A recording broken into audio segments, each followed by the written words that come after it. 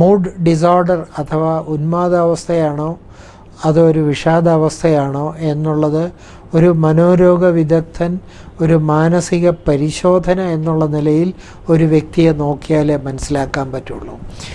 അതിൽ മനസ്സിൻ്റെ നിലവാരം, സംഭാഷണത്തിൻ്റെ നിലവാരം, മനസ്സിലുള്ള ആശയങ്ങളുടെ നിലവാരം ഇതെല്ലാം നോക്കണം. ഇതിനുള്ള കാരണങ്ങൾ എന്തൊക്കെയാണ് ഡോക്ടർ? ഈ തരത്തിലുള്ളൊരു മാനസിക അവസ്ഥ അല്ലെങ്കിൽ മാനസിക രോഗത്തിലേക്ക് നയിക്കുന്ന കാരണങ്ങൾ? മാനസിക അവസ്ഥ മാനസിക രോഗത്തിലേക്ക് നയിക്കണമെന്നില്ല. മാനസികാവസ്ഥ എല്ലാവർക്കും ഉണ്ടാകും. മാനസിക രോഗം എന്നുള്ള ഒരു അവസ്ഥയിലേക്ക് വരാനുള്ള കാരണം തലച്ചോറിലുള്ള വളരെ വ്യക്തമായിട്ടുള്ള ചില രാസവസ്തുക്കളുടെ വ്യതിയാനം മൂലമാണ്. രാസവസ്തുക്കളുടെ പേര് പറയുന്നതിൽ അർത്ഥമില്ല, എങ്കിലും ഡോപ്പമിൻ, സെറോട്ടോണിൻ, നോറഡ്രിനലിൻ ഇങ്ങനെ ഈ 3 രാസവസ്തുക്കളാണ് തലച്ചോറിൻ്റെ ചിന്തയുടെ നിലവാരം നിലനിർത്തുന്നത്. അപ്പം അതിൻ്റെ ബാലൻസ് തെറ്റുമ്പോഴാണ് വിഷാദഭാവവും ഉന്മാദഭാവവും മാറി മാറി വരാനും ഇടവിട്ട് വരാനും ഒക്കെ സാധ്യതയുള്ളത്. പക്ഷെ പൊതുവെ ആളുകൾ ധരിക്കുന്നത് നമ്മുടെ ചുറ്റും ഉണ്ടാകുന്ന സംഭവങ്ങൾ കൊണ്ടാണ് ഈ തരം മാനസികാവസ്ഥ വരുന്നത് എന്നാണ്. അത് തെറ്റാണ്, അങ്ങനെയല്ല.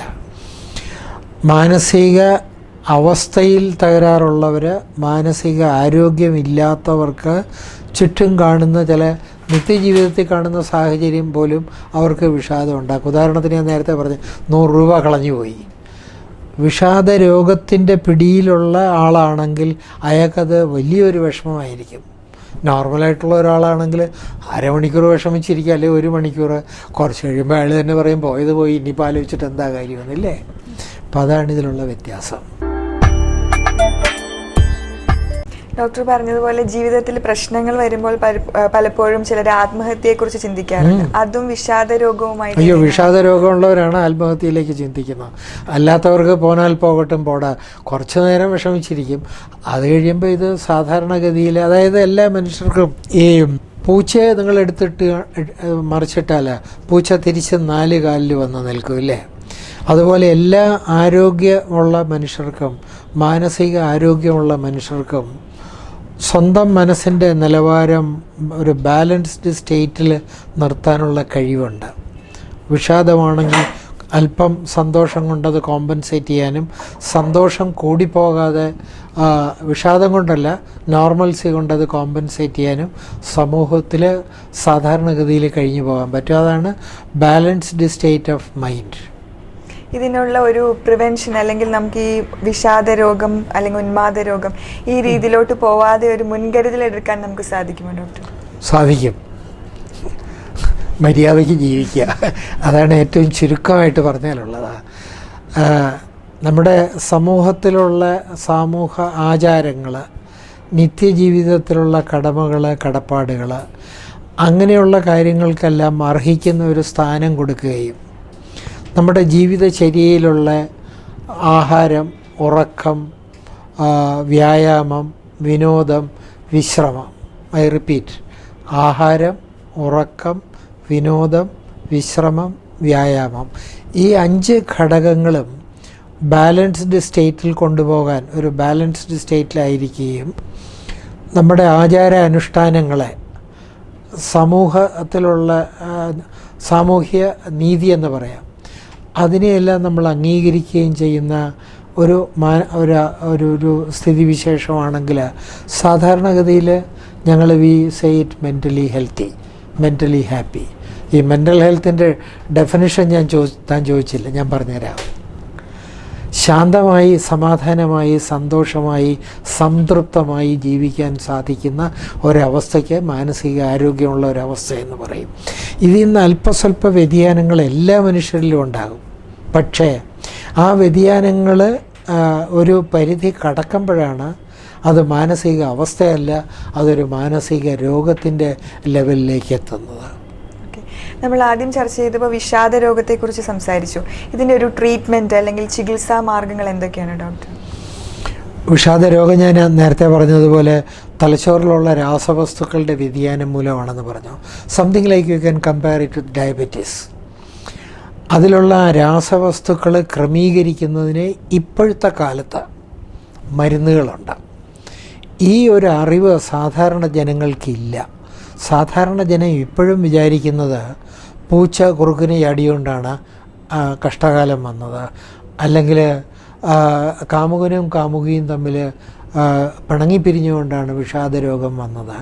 ശരിയാണ്, അതെല്ലാം ജീവിതത്തിലുണ്ടാകുന്ന സംഭവങ്ങളാണ്. പക്ഷേ മാനസിക ആരോഗ്യമുള്ള ഒരാളിന്, ഞാൻ നേരത്തെ പൂച്ചയുടെ കഥ പറഞ്ഞതുപോലെ, ബുദ്ധിമുട്ട് കാണും, പക്ഷെ അത് ബാലൻസ് ചെയ്യാൻ പറ്റും. പക്ഷെ അത് രോഗാവസ്ഥയിലേക്ക് പോവുകയാണെങ്കിൽ തീർച്ചയായിട്ടും മരുന്നുകൾ വേണം. ആ മരുന്നുകൾ ചെന്നാലേ തലച്ചോറിലുള്ള രാസവസ്തുക്കൾ ബാലൻസ്ഡ് സ്റ്റേറ്റിൽ നിർത്താൻ സാധിക്കുകയുള്ളൂ.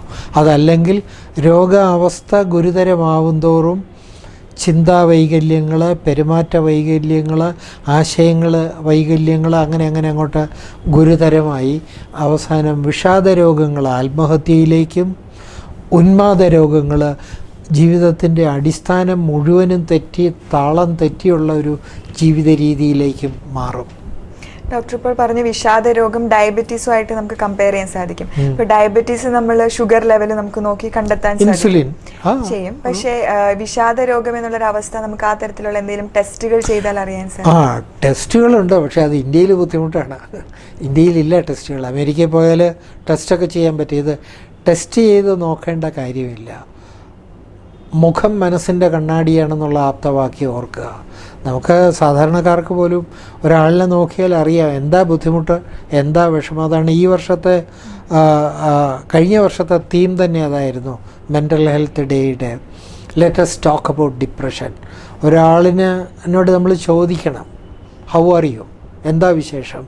ഈ ചോദ്യങ്ങൾ നമ്മൾ പതിവായിട്ട് നമുക്ക് ചുറ്റുമുള്ള ആളുകളോട് യാദൃച്ഛികമായിട്ട് ചോദിക്കുന്നത് പോലെയാണെങ്കിലും ചോദിച്ചു തുടങ്ങുകയാണെങ്കിൽ നമുക്ക് വിഷാദരോഗം വളരെ വേഗത്തിൽ ഐഡൻറ്റിഫൈ ചെയ്യാൻ പറ്റും. നമുക്ക് വിഷാദരോഗമാണെന്ന് സംശയം തോന്നിയാൽ സൈക്യാട്രിസ്റ്റിനെ തീർച്ചയായിട്ടും കാണിക്കണം. മരുന്നുകളുണ്ടെങ്കിൽ ഇത് ശരിയാകൂ. ഉപദേശം, കൗൺസിലിങ്, ചർച്ചകൾ, പ്രാർത്ഥനകൾ, ഇതിനൊന്നും ഞാൻ എതിരല്ല, എല്ലാം ആകാം. പക്ഷേ അതിനോടൊപ്പം മരുന്നും വേണം. വിഷാദരോഗം അല്ലെങ്കിൽ ഉന്മാദാവസ്ഥ ഏതെങ്കിലും ഒരു പ്രത്യേക പ്രായക്കാർക്ക് വരുമെന്ന് നമുക്ക് പറയാൻ സാധിക്കും? പറയാൻ പറ്റും. ഈ വിഷാദ രോഗത്തിൻ്റെയും ഉന്മാദ രോഗത്തിൻ്റെയും ആരംഭ ലക്ഷണങ്ങൾ 10 വയസ്സിനും 15 വയസ്സിനും ഇടയിൽ സാധാരണഗതിയിൽ കണ്ടു തുടങ്ങും. 20 വയസ്സിനും 45-50 വയസ്സിനും ഇടയിലുള്ള ഒരു കാലഘട്ടത്തിലാണ് ഇതിൻ്റെ മൂർധന്യാവസ്ഥയിലെത്തുന്നത്. 50, 55, 60 കഴിഞ്ഞാൽ രോഗാവസ്ഥയുള്ളവരുടെ രോഗത്തിൻ്റെയും രോഗലക്ഷണങ്ങളുടെയും കാഠിന്യം കുറഞ്ഞു വരുന്നത് കാണാറുണ്ട്. ഈ സമയത്ത് ഇപ്പോൾ പൊതുസമൂഹത്തിൽ ലഹരി സാധനങ്ങളുടെ ഉപയോഗം വളരെ കൂടുതലായിട്ട് കാണാറുണ്ട്. അതും നമ്മുടെ ഈ മൂഡ് ചേഞ്ചസ് അല്ലെങ്കിൽ വൈകാരിക ഭാവങ്ങൾ ഉണ്ടാകുന്ന വ്യത്യാസമായിട്ട് ബന്ധമുണ്ട്? വളരെയധികം ബന്ധമുണ്ട്. ഇപ്പോൾ സ്ഥിതിവിവരക്കണക്കിൽ തന്നെ ഉണ്ടല്ലോ, മലയാളിയാണ് ഏറ്റവും കൂടുതൽ മദ്യപിക്കുന്നത്, മലയാളിയാണ് ഏറ്റവും കൂടുതൽ ആത്മഹത്യ ചെയ്യുന്നത്, മലയാളികളുടെ ഇടയിൽ ഇപ്പോൾ വിവാഹമോചനങ്ങൾ കൂടിയിട്ടുണ്ട്, മലയാളികളുടെ ഇടയിൽ കൊലപാതകങ്ങൾ കൂടിയിട്ടുണ്ട്. അപ്പോൾ അത്തരത്തിലുള്ള മാനസിക ആരോഗ്യക്കുറവ് മൂലമാണ് ഇതെല്ലാം ഉണ്ടാകുന്നത്. മലയാളിയുടെ ഒരു സാധാരണ ശരാശരിയുടെ മലയാളിയുടെ രീതിയിൽ ദുഃഖിച്ചിരിക്കുമ്പോൾ, വിഷമിച്ചിരിക്കുമ്പോൾ 2 പെഗടിച്ചാൽ ശരിയാകും എന്നുള്ളതാണ്. ആ ഒരു രീതിയിലാണ് പലരും ലഹരി സാധനങ്ങൾ ഉപയോഗിച്ച് തുടങ്ങുന്നത്. പക്ഷേ മദ്യമാണെങ്കിലും കഞ്ചാവാണെങ്കിലും മയക്കുമരുന്നാണെങ്കിലും വിഷാദാവസ്ഥയിൽ നിന്ന് രക്ഷപ്പെടാൻ വേണ്ടി ഉപയോഗിച്ച് തുടങ്ങുന്ന പലരുടെയും അവസ്ഥ അത് മോശമാക്കുകയുള്ളൂ. കാര്യം alcohol it is A depressant chemical. അത് വിഷാദം ഉണ്ടാക്കുന്ന ഒരു രാസവസ്തുവാണ്. തൽക്കാലത്തേക്ക് 1 പെഗ് 2 പെഗ്ഗൊക്കെ കഴിക്കുമ്പോൾ ഒരു സന്തോഷം, ഒരു ചെറിയ ഉന്മാദത്തിൻ്റെ ലെവൽ തോന്നുമെങ്കിലും ഈഥൈൽ ആൽക്കഹോൾ തലച്ചോറിലുള്ള കേന്ദ്രങ്ങളിൽ പ്രവർത്തിക്കുമ്പോൾ ഈ രാസവസ്തുക്കളുടെ അളവ് കുറയാനും വിഷാദത്തിലേക്ക് പോകാനുമാണ് സാധ്യത കൂടുതൽ. വിഷാദരോഗത്തിൻ്റെ ഏറ്റവും പ്രധാന കാരണം മലയാളികളുടെ ഇടയിൽ ലഹരി പദാർത്ഥങ്ങൾ ഉപയോഗിക്കുന്നത് തന്നെയാണ്. അത് ശാസ്ത്രീയമായിട്ട് തെളിയിക്കപ്പെട്ടിട്ടുള്ള കാര്യവുമാണ്. ഈ വിഷാദരോഗവും മറ്റു രോഗങ്ങൾ, അതായത് ഇപ്പം ഡയബറ്റീസുമായിട്ട് ബന്ധമുണ്ടല്ലോ, അതിനെപ്പറ്റി ഒന്ന് വിശദീകരിക്കാമോ?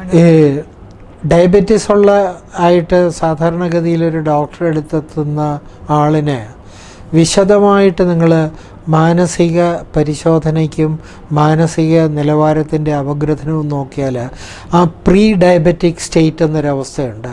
ആ പ്രീ ഡയബറ്റിക് സ്റ്റേറ്റിന് തൊട്ട് മുൻപും പ്രീ ഡയബറ്റിക് സ്റ്റേറ്റിലും പലർക്കും വിഷാദഭാവമുള്ളതായിട്ടും വിഷാദ രോഗങ്ങളുള്ളതായിട്ടും കണ്ടെത്തിയിട്ടുണ്ട്.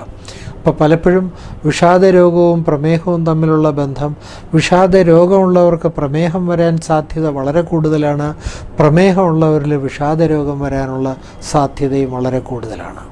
അങ്ങനെയുള്ള രോഗികൾക്ക്, അതായത് പ്രമേഹ രോഗികൾക്ക് വിഷാദ രോഗം ഉണ്ടെങ്കിൽ തീർച്ചയായിട്ടും സൈക്യാട്രിസ്റ്റിനെ തന്നെ കാണേണ്ടതായിട്ട് വരും. തീർച്ചയായിട്ടും കാണുന്നതാണ് നല്ലത്. പക്ഷേ അവിടെയൊക്കെ ഈ സൈക്യാട്രിസ്റ്റിനെ കാണുക എന്നൊക്കെ പറയുമ്പോൾ ചില ആളുകൾക്ക് ബുദ്ധിമുട്ട് അനുഭവപ്പെടും.